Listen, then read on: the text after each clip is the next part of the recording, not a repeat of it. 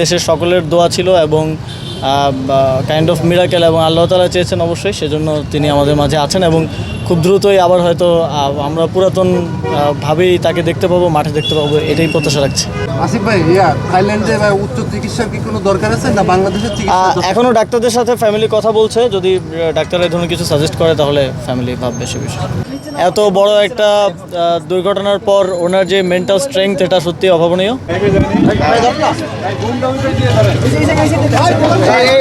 একটু ধরেন ভাই, একটু ধরেন তো ভাই।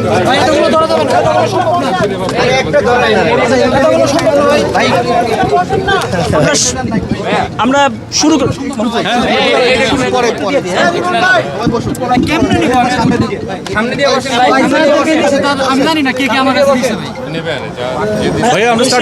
মানে কেমন দেখলেন আসলে, মানে নিশ্চয়ই একটা শক্তির বিষয়টা সম্ভব।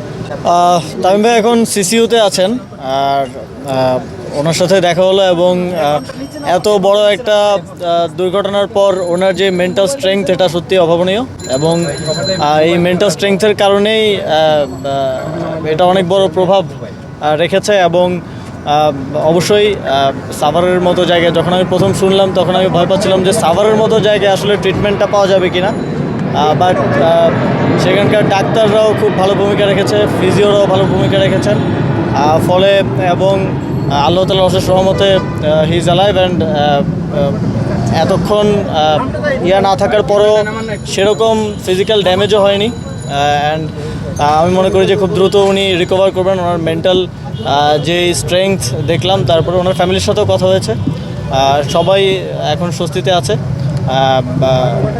ডাক্তাররা নিয়মিত দেখছেন এবং আশা করি খুব দ্রুতই ক্যাবিনেও ফিরে আসবেন এবং সুস্থ হয়ে আমাদের মাঝে ফিরে আসবেন।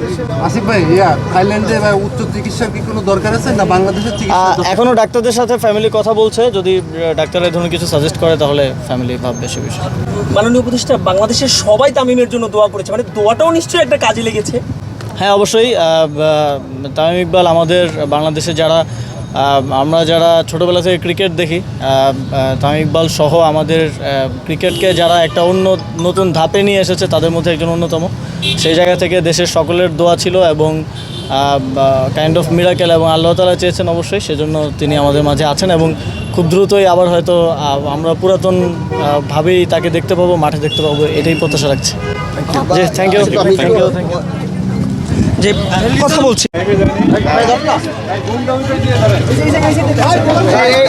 একটু ধরেন ভাই, একটু ধরেন তো ভাই।